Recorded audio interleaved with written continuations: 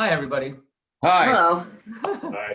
Welcome. So here we are. We're at the close of Beethoven's middle period, with truly one of the most significant pieces of his middle period, and written at the end of the middle period. You know, these things aren't distinct where these pieces start and where they end, but typically one considers Beethoven's late period to start in 1812 and for the rest of his life. And this piece was written in 1811, Opus 97. And I have, I told the story in the show about Beethoven and his relationship with the Archduke. It was a friendly one, but it was a friendly one, at a distance. He understood that that Archduke Rudolph was a very, very, very important man. And when Beethoven was younger, he would be, his more impetuous self, and he'd get himself into trouble with these members of the aristocracy and get in fights with them, most famously with Lichnowsky. But when he's older and wiser, he knows that he has to play the game, and he knows that he has to really be good to these people, and because they can be very, very helpful to him. And the Archduke, his relationship with the Archduke reflects that. I wanted to read a passage from Swafford about that very notion. And here we go. The endless drain of proofreading and contending with publishers was hardly Beethoven's only distraction. When Archduke Rudolph was in town, he expected several lessons a week in piano and composition, and they dragged on for hours. There was no evident reason for Rudolph's demands, other than that he was high aristocracy, and when all was said and done, Beethoven for him was still kind of a servant, a well-paid one at that. Commoners enjoyed one's patronage, were expected to be at one's beck and call. As mild, good-natured, unpretentious, and relatively enlightened as Rudolph was, his demands had the authority of centuries, of eons. Beethoven served, groveled, made excuses, kept his feelings to himself. Much of the year, at least, Rudolph was out of town. Beethoven's private feelings, however, were hardly groveling. At the end of 1811, a visitor reported him declaring, quote, "From the emperor to the shoeshine boy, all the Viennese are worthless." His contempt for the Viennese was undimmed after nearly 20 years in the city. The visitor went on to say that Beethoven, quote, "has only one student who gives him very much trouble and whom he would gladly be rid of if he could." So it's funny because he's sometimes described as a friend of Beethoven, that he was not only studying with Beethoven but a friend of Beethoven. But Beethoven knew the delineation between a commoner like himself, even though that he was this well-known composer, and the aristocracy, and he approached the relationship as such. We have this tonight, we have the full Archduke trio, and we could spend hours on the Archduke trio, especially the first movement. The first movement is really this epic expression, and there's all sorts of interesting things in it. And I felt like instead of just skating over the first movement, I should focus primarily on the inner movements, on the scherzo and on the theme and variations. So I thought we should take a look at first the scherzo. I wanted to pull up the score.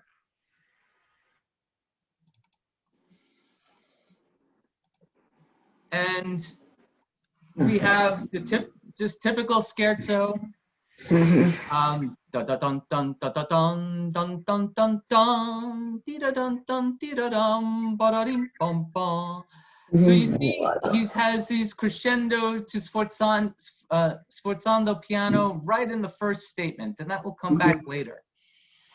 So he goes by, we've been looking at the chromatic passages of Beethoven over the past couple weeks, but here he is, he's stating the theme in B-flat major, B-flat major, he's solid into B-flat major, he goes to E-flat major here, and then goes with the theme, and here we have hemiola. I've talked about hemiola. Can anybody tell us what a hemiola is? No. Do we remember? It's when the beat of the music is different from the key signature. Correct. From the signature, right. Yes. So basically, it's when the composer is implying a different meter than what is written. So for all those, so this is in 3. 1, 2, 3. Ba ba bum bum ba ba ba bum bum bum ba. So here we go. Da di da di da di da di da di da di da di da di da. So here he's breaking in 4 here, 4 here, and then he finishes it off here. So he gives it, it just makes it a little bit disjointed in just that little instance. And I pointed out here because it will come again later. So we go along, blah, blah, blah, E flat major. And he goes to the second theme. Da da da da dum bum ba da dum ba da da dum bum bum ba da da da da da da da da da da dum ba di da di da di da di da. So cruising along, same key, B flat, gets back here, da da da da da, ba ba ba ba ba ba ba ba ba ba ba ba ba, and that's the end of the first 2 themes. Now here he doesn't have the standard for the musicians, a trio marked here, but this is a trio. He's going right into the trio, and look what he does here. So it's B flat major. He goes here, and he's got 5 flats. Yikes. So it could be what's known as the parallel minor, which is we have B flat major and then B flat minor. But he's so vague in the chromaticism of this thing that there's actually no tonality. So it could be either B flat minor or D flat major. And he continues in this way. Look at all these accidentals. He's continuing chromatically, and then he's also doing hemiola here. So 1, 2, 1, 2, 1, 2, 1, 2, 1, 2 against the 3. Do we see that? So the G here, that's 2, 2, 2, 2 instead of 1, 2, 3, 1, 2, 3. So he brings the hemiola back here. So he's in this chromatic state, nothing, it's all very strange sounding, very strange. This whole time he's keeping us guessing what's going on, until he begins to transition. And look what he does here. Just like we've seen in past weeks. He goes right up chromatically, and then right at the last second gives you an A flat dominant 7 chord, and then bam, D flat major. So he keeps this harmonic suspense where you don't know what's happening for about, I don't know, 20 bars, where it's just chromatic, and then he finally goes in, and then he snaps into this, what almost like a Viennese waltz. Maynard Solomon referred to it as a Viennese waltz. Bum ba-dum bum bum bum ba-da-da-dee-dum, be-da-da-dee-dum, bum ba-dum bum bum bum, be-da-da-dee-dum, be-da-da-dee-dum. So he's been very steady in the first 2 themes of the scherzo, very clear with the tonality, and then he gets to the trio section and it's all just almost no tonality, and then he snaps you into D flat major here. And if we recall, we were talking about, when Jonathan Biss was talking about the Opus 30 number 1 sonata, about the importance of the tertiary degree. Instead of I don't want to get too into the harmony, but we have a tonic dominant relationship. So a relationship between the 5th scale of the 5th note of the scale, and then the tonic is the 1st note of the scale. And then he switched to the median, which is the 3rd note of the scale. So D flat major, so you have is the flatted 3rd of B flat major. So B flat, C, D. It should be D, but Beethoven makes it D flat here. Okay, sorry, that's a little technical. So he gets into this. He's in a D flat major, but here we go again. Look at this. Chromatic, look at all these chromatic, building to another key change. And he goes right at the last second, B dominant 7, and then E major, from D flat major to E major.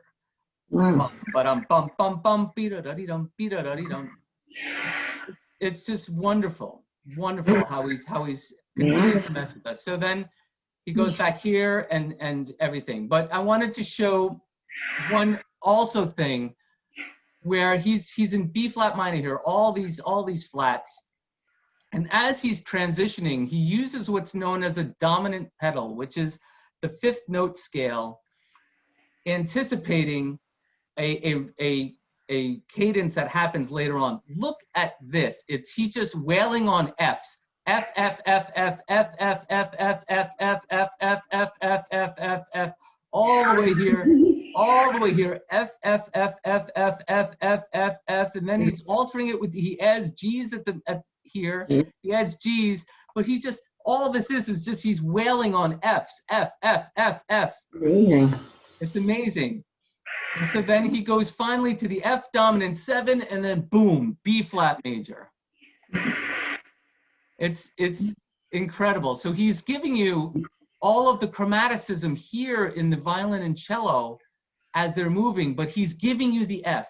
He's giving you the F here for 12 to 16 bars, all the way down to get to B flat major. It's so amazing. So in this case, where in the beginning of the trio, he's keeping you guessing like there's no tonality, there's no tonality. By him hammering away at the F here, he's telling you that it's going somewhere. It's going, going, going, going, boom, B flat major. I know that's heavy harmony that I'm talking about, but it's very, very cool. Yeah, and I think that's it. So, you know, we've been looking at instances in Beethoven where he's using a lot of chromaticism through his writing and his harmony. But here he is in the scherzo, where he's very clear in the head of the scherzo in his keys. There's no question about what key he's in. He's in B flat major, or he's in E flat major. But when he gets to the trio, that's when he throws everything to the curb and just puts you, like, he gets you comfortable in the first part of the scherzo, and then he gets you to the trio, and there's no comfort. There's just this chromatic motion and chromatic motion. It's really, really amazing. It's just its compositional technique that he's using to really just sort of play with the scherzo form. And, you know, for musicians, you know, a scherzo is usually you have a set of repeats, trio, and then the da capo, the repeats. But here he just writes it all out. He repeats the first head of the section, but he just implies the trio instead of delineating it. I know that's a little heavy stuff there, but that's great. Does anybody have any questions about that, or about anything that I talked about? I noticed, I noticed that he was moving, from B flat. Let's see, he moved from B flat to D flat to E. I was expecting by minor thirds, so I was expecting him to move to G next, which he didn't. He did not. B flat. How prevalent is that? Well, he's moved to the third in that way. What he does there, Gary, is that D flat to E is a third. He moves enharmonically. I'm sorry, enharmonic. So it's really a C sharp to E. Yeah. Yeah. And that's what you're saying. Yes, exactly. So he's using that median motion in key progressions. So it looked to me like he was, when I saw that, I thought, oh, next would be G if he's outlining a diminished 7-chord progression. But he didn't go there. Yeah, he didn't go there. And it's also like when in the trio, because he's got to get himself back to B flat eventually. You know, and that's where he works out. And typically in this movement, he does it only in 4 bars, where he makes a transition and then just gives you the dominant 7 right before the. Anyway, it's very, very technically harmonic. Sorry. Any thoughts about the trio Cavatina's performance about this piece? Oh, wonderful, outstanding. It's, you know, the Archduke, as I was saying before people signed on, I mean, the Archduke is one of the biggest pieces in the entire classical music repertoire to play as a chamber musician. It's an enormous thing. When I was at Marlborough, Suvin Kim, who's come to the series, and you know he's in his 40s, and this was about 10 years ago. He had the opportunity to play it with Mitsuko Uchida. and David Sawyer on cello. David Sawyer was the cellist of the Guarneri Quartet. And it's really stunning. And David was, I think he was 80 years old at the time. And it's really a marvelous, marvelous performance. If you go to the Marlborough Music website, they have archival performances available on their website. And I believe that performance is available on their website. It's fantastic. They've also put it on CD, Derek. I'm sorry? They have it on CD as well. Oh, they released it on CD? They did, yeah. Oh, wow. Well, there you go. Wonderful performance. Yeah, it's really wonderful. Just a really marvelous performance. But I think apropos, after, on the heels of last week, talking about the improvisation and theme and variations, to have one of the more remarkable theme and variations that Beethoven had written in the sense of that, what I was speaking with in last week's show about, instead of continuing to ornament and make things more complex, he pares things down in this theme and variations. So I wanted to take a look at this theme and variations, and then of course the beautiful transition from the theme and variations directly into the romp of the finale rondo. So let's take a look at the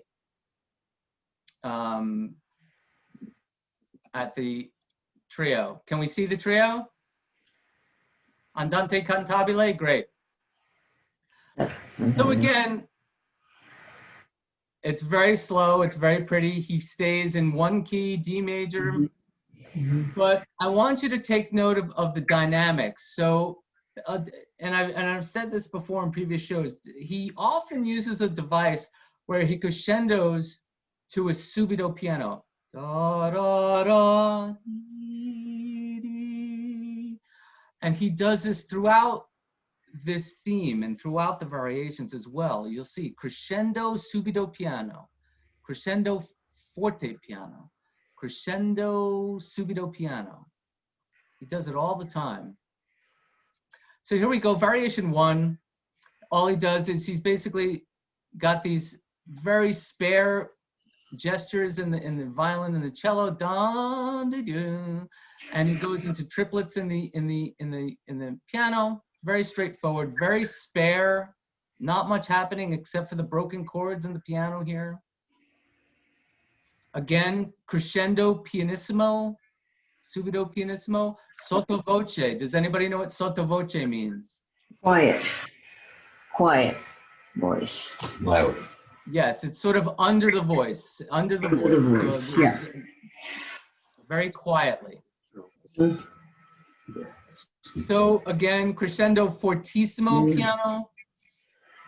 And here we go, another variation straight. Again, you see he's not messing with keys too much. He's keeping you home in keys. Sticking at D major, going through again, sforzando piano. But look where he puts the sforzando piano. It's on the third 16th, on the second 8th note of the bar. It's one, sorry, the fourth 8th note of the bar. On a weak beat in the middle of a bar of 3. It's really interesting that he puts it there.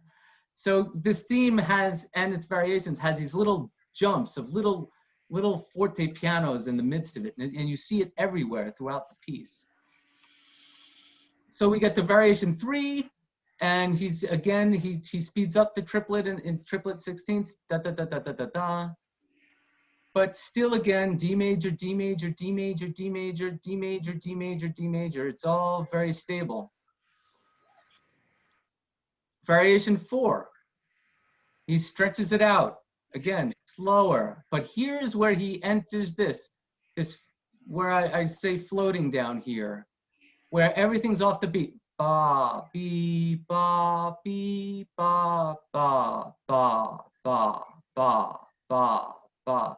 And it gives this very floating quality to the music, where it's just, he's got these running 30-second notes in the piano, and he's just floating through. As again, there's nothing much happening in the cello and violin there.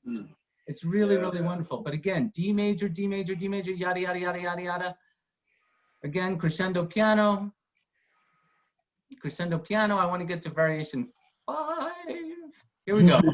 Now here's where he goes. I mean, you see the trend that we're talking about in Beethoven. He's keeping us stable for a long time.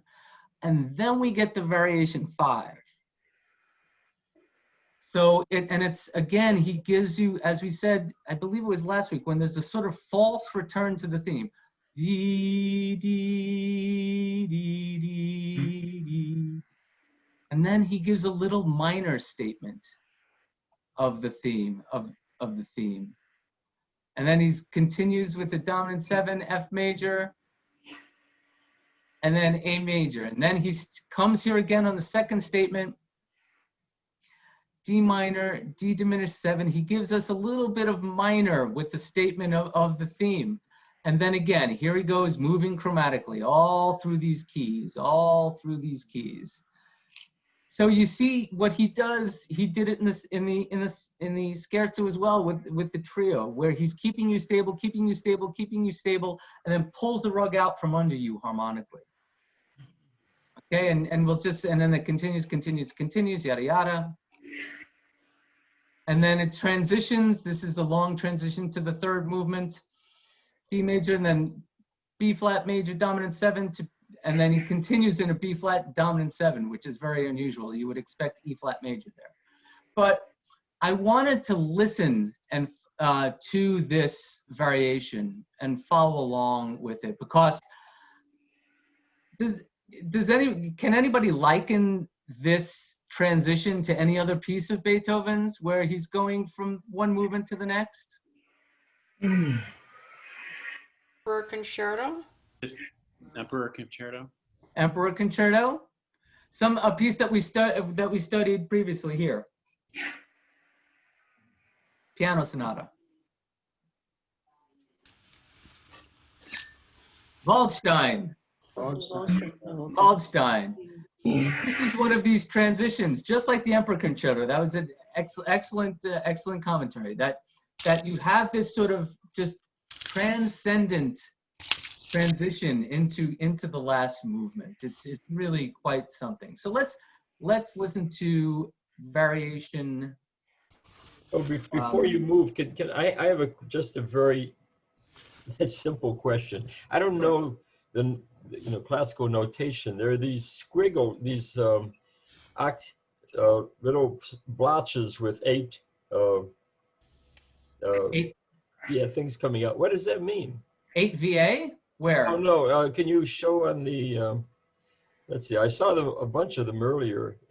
They seem to be underneath this. Oh, there's one. Pedal. Right. That's pedal. The pedal. Is that what that means? The sustaining pedal, yes. Okay, thank you. For you pianists out there, yes. Yeah. So let's give a listen. Actually, I want to hold on. I'm going to get out of this for a second. Let me share the screen again, just so I make sure that we share the screen and the sound. Okay, so here we go. Variation 5. We're going to start right here, and we'll follow along with the music. Here we go.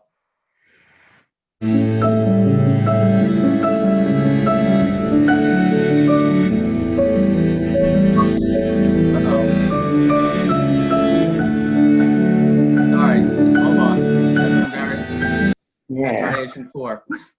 That's right. We can go back to variation 4. Hold on. I picked it up at the wrong place. I apologize. I hope that's the beginning of the variation. Okay, here we go. Sorry.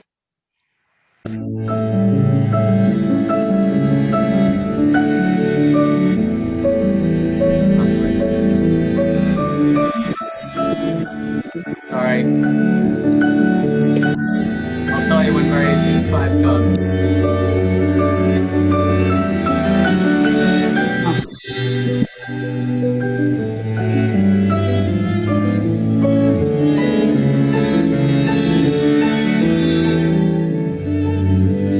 When you hear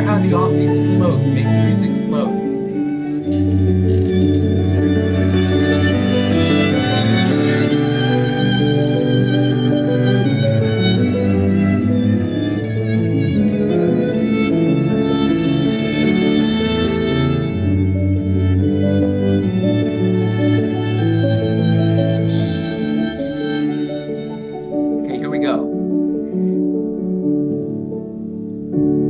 Here we are.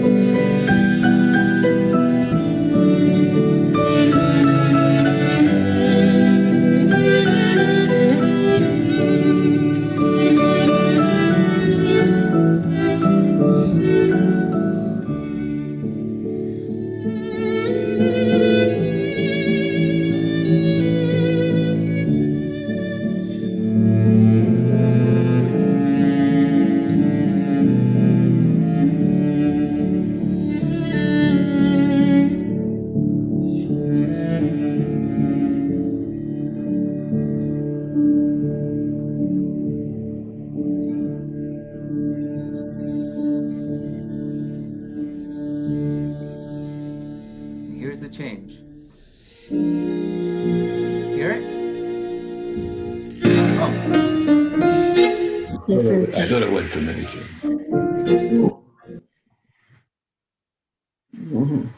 So he's just, he takes this spare material and he gives you the fake return of the theme, gives a little statement in minor, and then extends it, and then restates the theme again falsely, a little minor, and then extends it.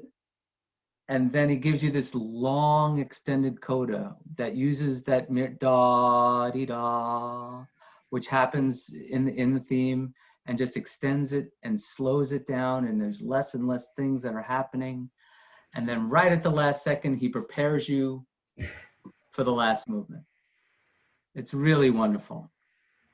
It's one of those transitions in music. I mean, it's just so breathtaking, really breathtaking. Yes. Also notice that his affection for this motif of dun dun dun dun. He carries it out. I don't know what you mean, David. I'm just kidding. No, you're right. I mean, it's just sort of, but in this case, obviously, it's a complete opposite affectation. I mean, it's just, it's so wonderful.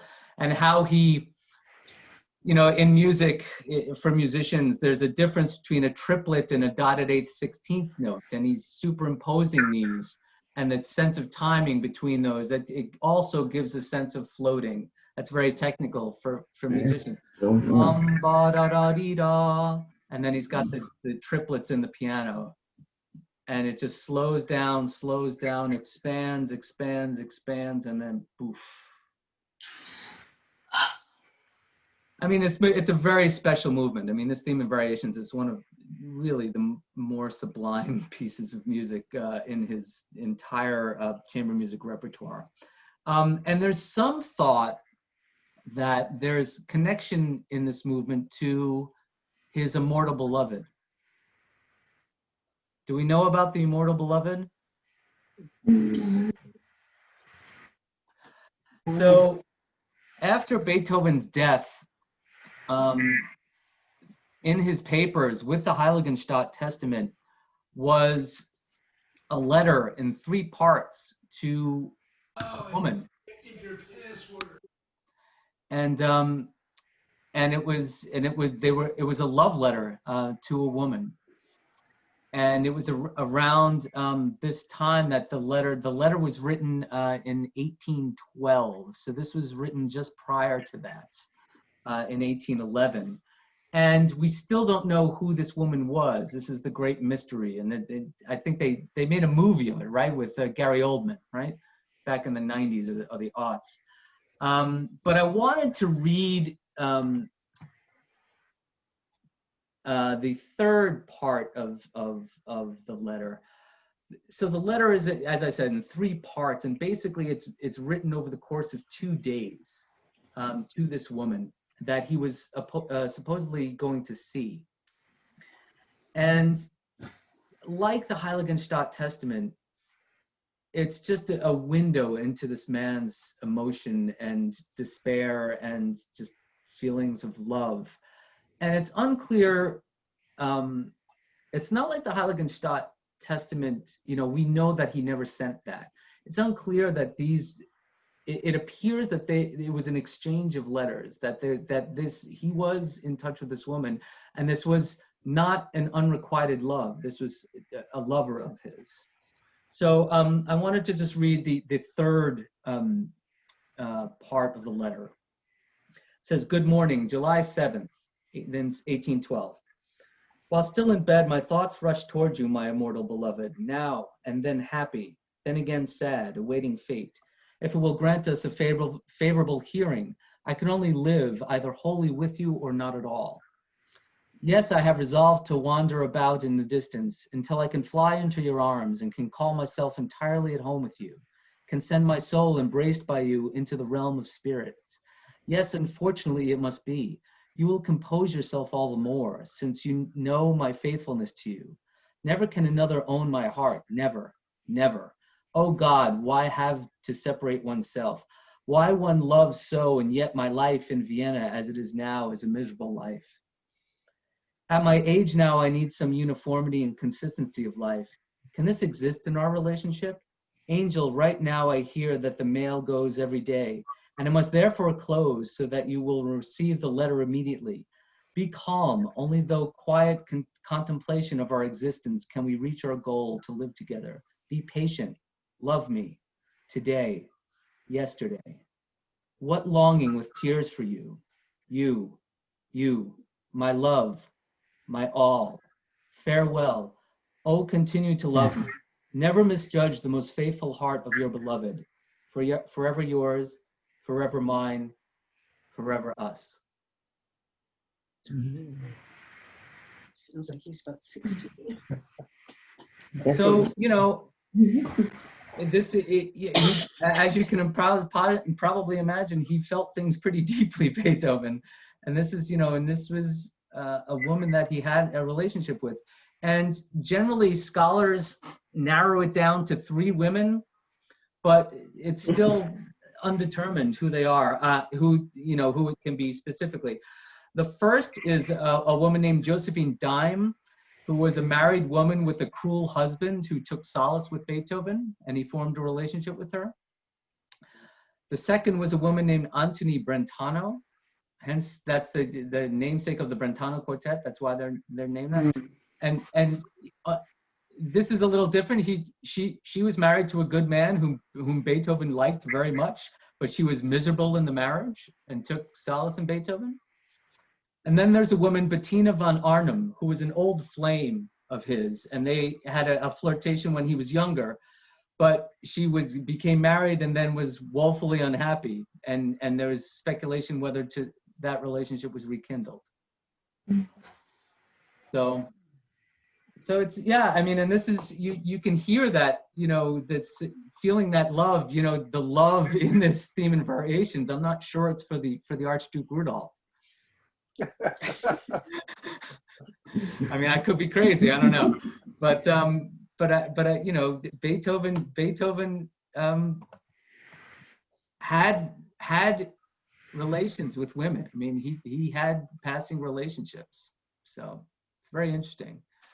Can you tell us why the third movement is in the seemingly alien key of D major? Well, I think it speaks to what we were saying earlier, that Beethoven dealing with mediants in harmonic relationships. So D is the mediant of B flat major, the mediant being the third tone of the scale. I see. So that's probably why it was in D major. What's more interesting, I think, is that the first few variations are D major, D major, D major. He just sticks to D major. He doesn't even go to the dominant, in A major or to a parallel minor. He just hammers away D major. It's very interesting. Very interesting. In the vein of the Immortal Beloved, I wanted to play a piece that's technically in his late period, but it's actually the next opus number, opus 98, and it's An die Ferne Geliebte, which is his only song cycle, and he actually created the song cycle with this piece. And this is An die Ferne Geliebte, opus 98, and it means to the distant beloved. And song cycles that we come to know, we generally know through Schubert, where there's a chronological story that's being told, with some drama that's from a beginning to the middle to an end.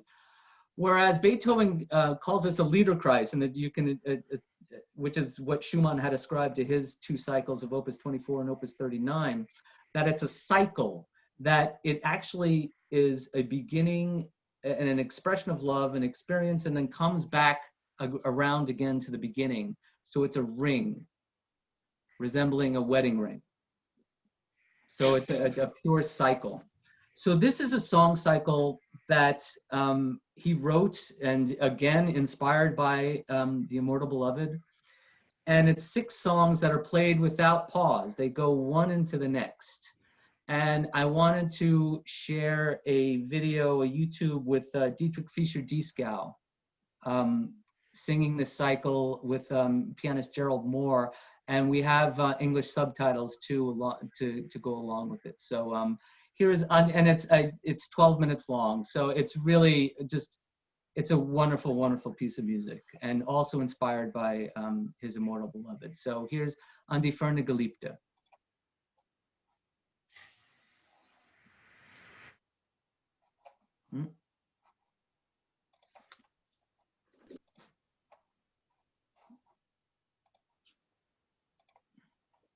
Can you see the screen? Yes. YouTube? Great. Okay, great. Here we go. Auf dem Hügel sitz ich spähend in das blaue Nebelland, nach den fernen Driften sehend, wo ich dich, Geliebte, fand.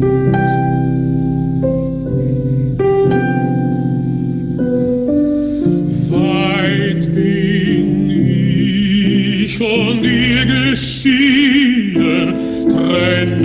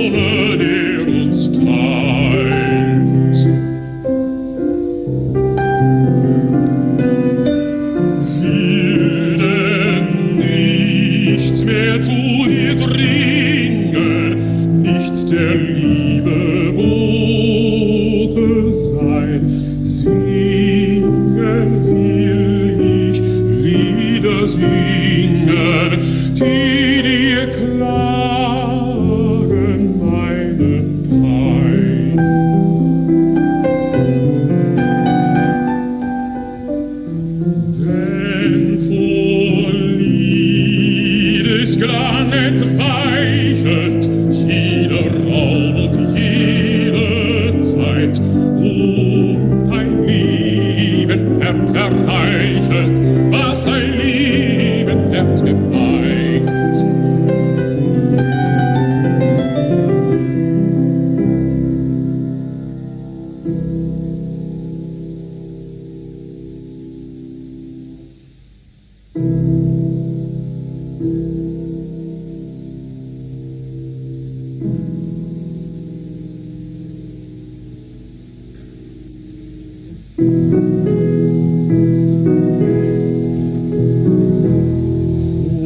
Die Berge so blau aus dem neblichen Grau schauen herein,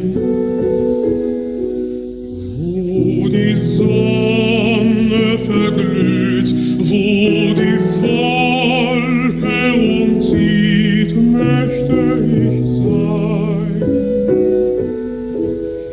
möchte ich sein. Dort im ruhigen Tal schweigen Schmerzen und Qual, wo im Gestein still die Primel dort singt, weht so leise der Wind, möchte ich sein, möchte ich sein. Hin zum sinnigen Wald drängt mich Liebesgewalt, innere Pein, innere Pein. Ach, mich zög's nicht von irgend, ich traute bei dir ewiglich sein.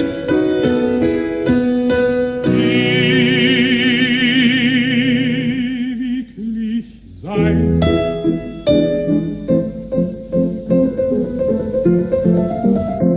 Leichten Segler in den Höhen und du Bächlein klein und schmal, könnt mein Liebchen ihr erspähen, grüßt ihn mir wie 1000-mal.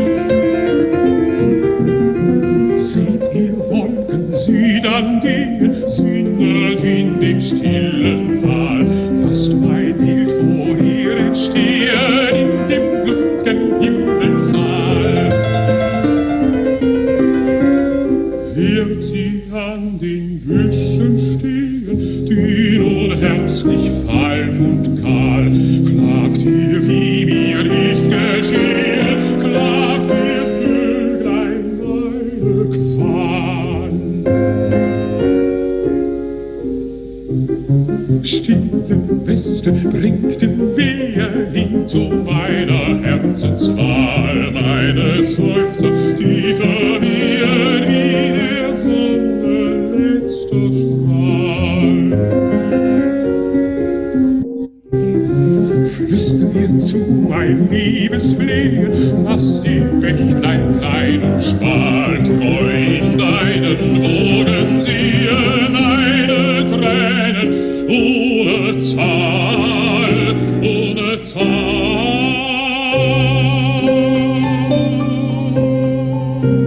Diese Wolken in den Höhen, dieser Vöglein munterer Zug, werden dich holen sehen. Nehmt mich mit im leichten Flug. Diese Weste werden spielen, scherzend ihren Wangen und Brust, in den seinen Locken wühlen. Teilt ich mit euch diese Lust. Hin zu dir von jenen Hügeln, eng sich dieses Bächlein eilt, wird ihr Bild sich in dir spiegeln. Fließt zurück, da unverweilt, fließt zurück, da unverweilt, ja unverweilt.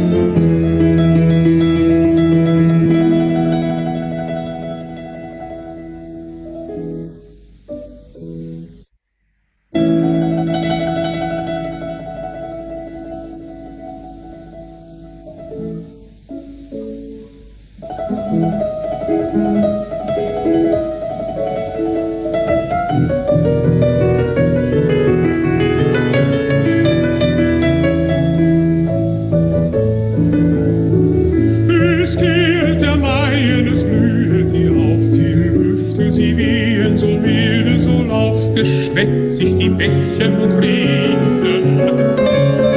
Die Schwalbe, die kehret zum viertlichen Bach, sie baut sich so emsig ihr bräutlich Gemach.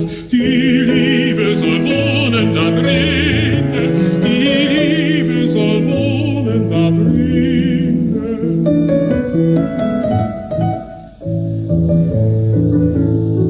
Sie bringt sich geschäftig von Kreuz und von Quer, manch weicheres Stück zu dem Brautbett hierher, manch wärmendes Stück für die Kleinen.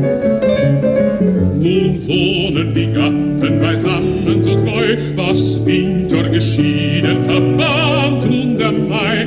Was liebet, das weiß er zu einen, was liebet, das weiß er zu einen.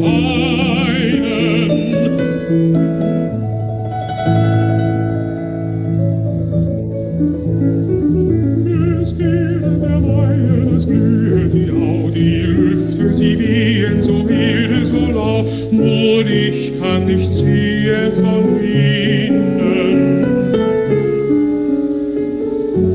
Wenn alles, was liebet, der Frühling vereint, nur unserer Liebe kein Frühling erscheint, und Tränen sind all ihr Gewinne, und Tränen sind all ihr Gewinne.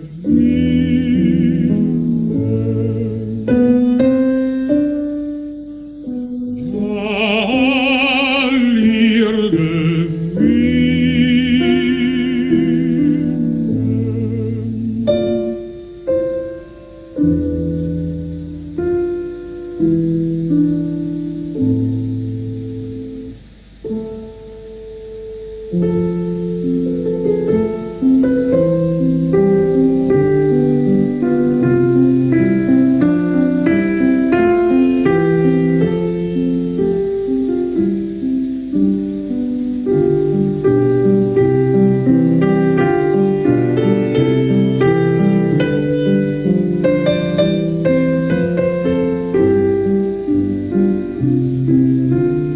Nimm sie hin, diese Lieder, die ich dir, Geliebte, sang.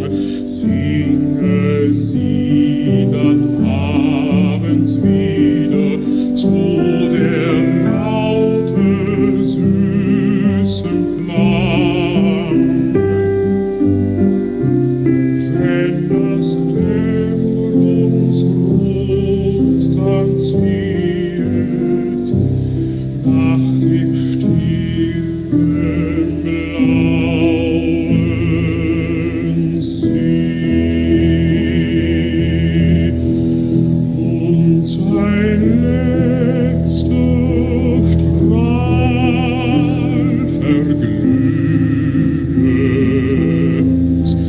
hinter jener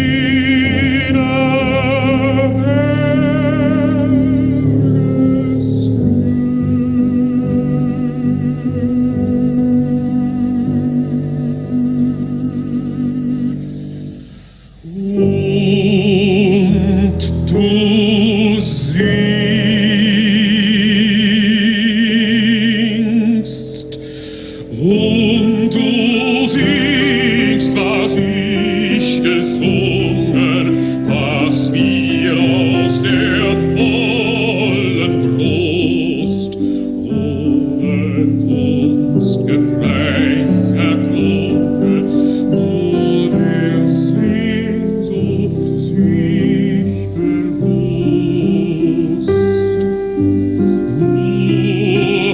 Nur der Sehnsucht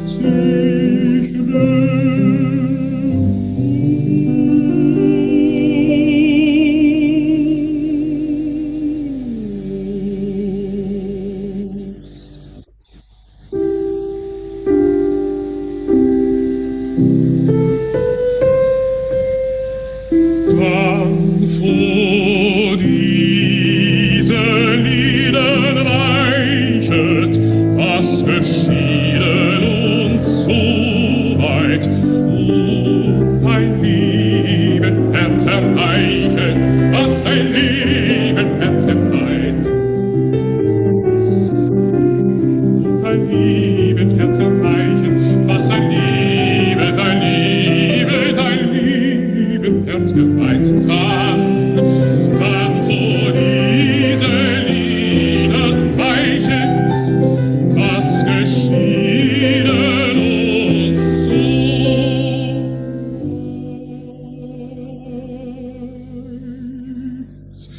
Und ein liebend Herz erreichend, was ein liebend Herz gefeit. Was ein liebend Herz gefeit.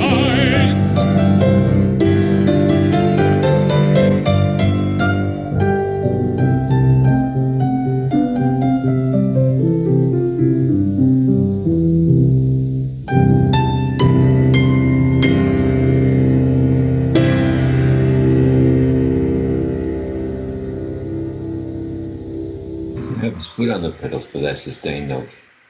Oh, yeah. He didn't have it. He had his foot on the pedal. No. They went foot away. I wonder how they were sing it.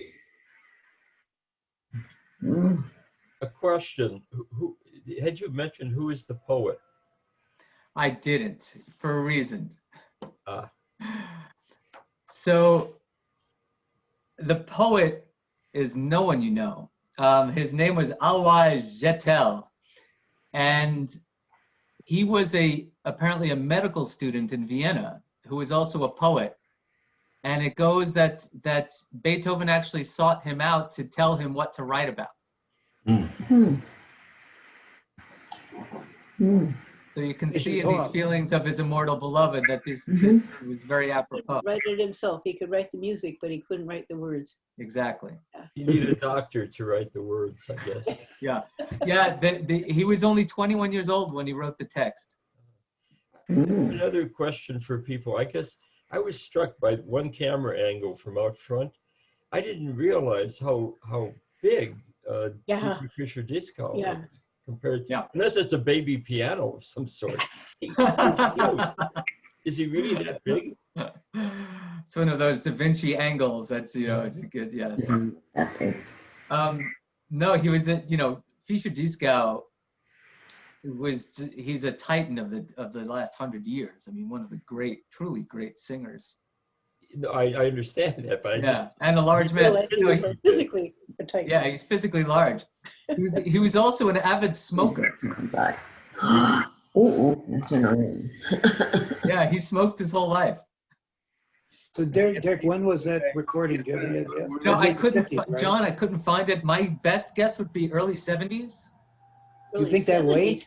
Really? I think so, yeah. I think He so. looked very young. It looked like maybe it was in his.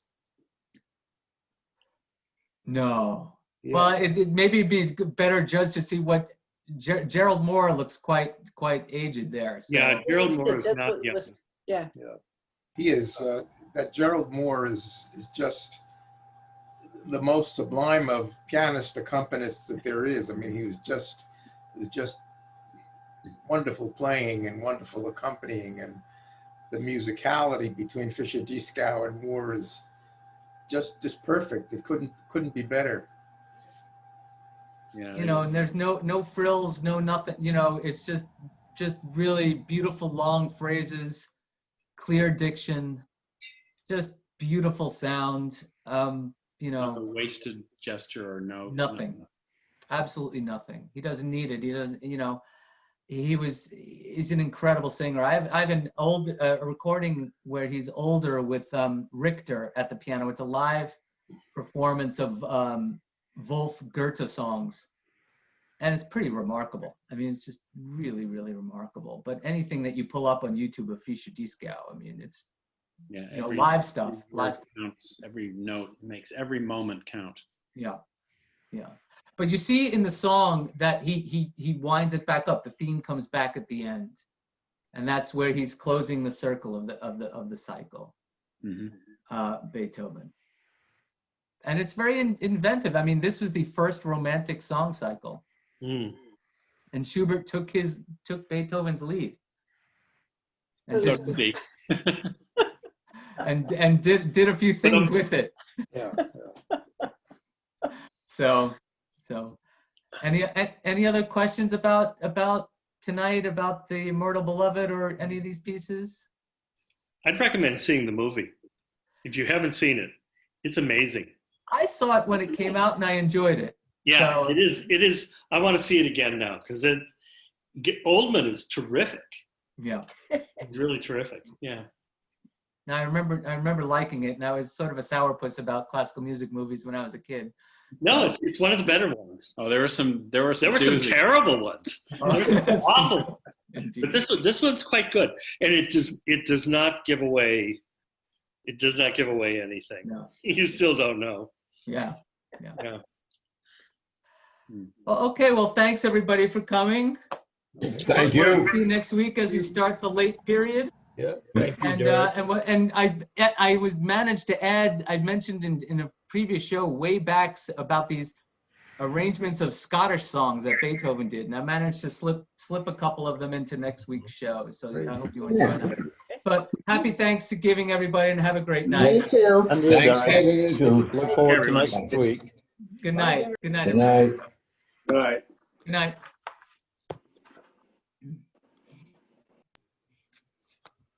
Right.